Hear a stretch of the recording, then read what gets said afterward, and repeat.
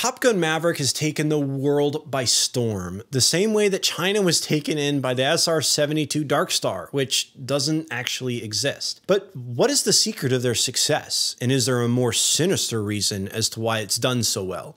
Well, not really, no. Taking place over 30 years after the original, Pete Mitchell, or Maverick, played by Tom Cruise, returns to Top Gun as an instructor and chaos ensues. But that's not what we're here to talk about. During production, there were numerous cinematography and audio problems to work through when trying to find IMAX cameras to fit in the cockpit of a fighter jet, to having to work with the Navy to rent the airplanes for a pretty hefty price. Thankfully, Skywalker Sound was contacted to help, and yes, that Skywalker Sound. The rich and incredibly realistic audio track is the direct result of the audio engineers at Skywalker Sound. Al Nelson, who is the lead sound designer at Skywalker Sound, was tasked with creating a library of aviation sounds for the Top Gun Maverick movie. The Navy directed him to GE Aviation's Tom Ludge. According to Ludge, Al did not need sounds from the specific GE F414 powering the FA-18 Super Hornet, the featured aircraft in the film. He needed a portfolio of jet engine sounds that would be used in various places in the movie to emphasize a high-tech environment, because nothing says high-tech like airplane sounds.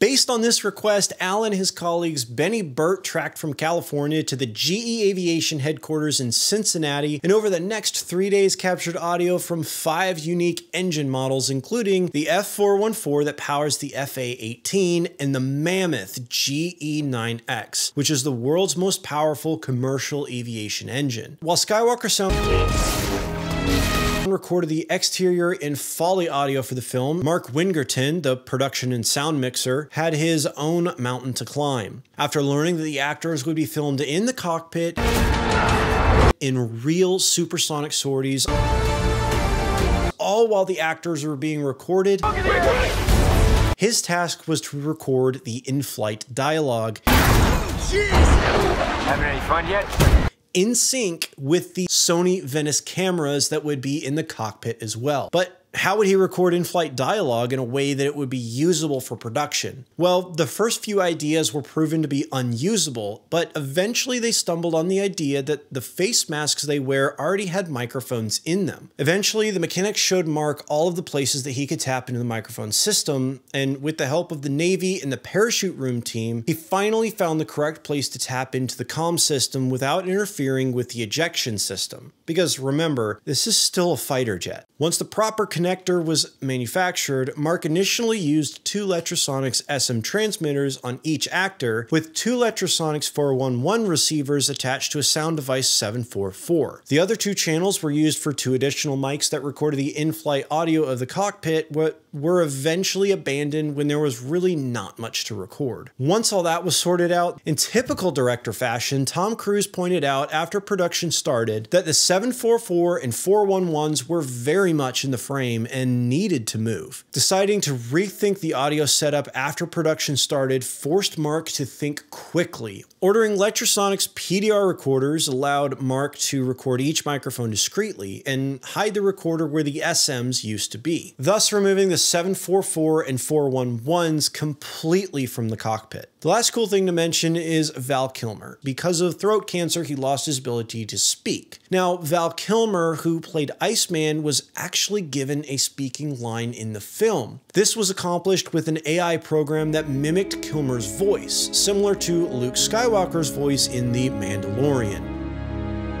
In the end, everything came together and Top Gun's soundtrack was absolutely amazing. If you enjoyed this, consider subscribing.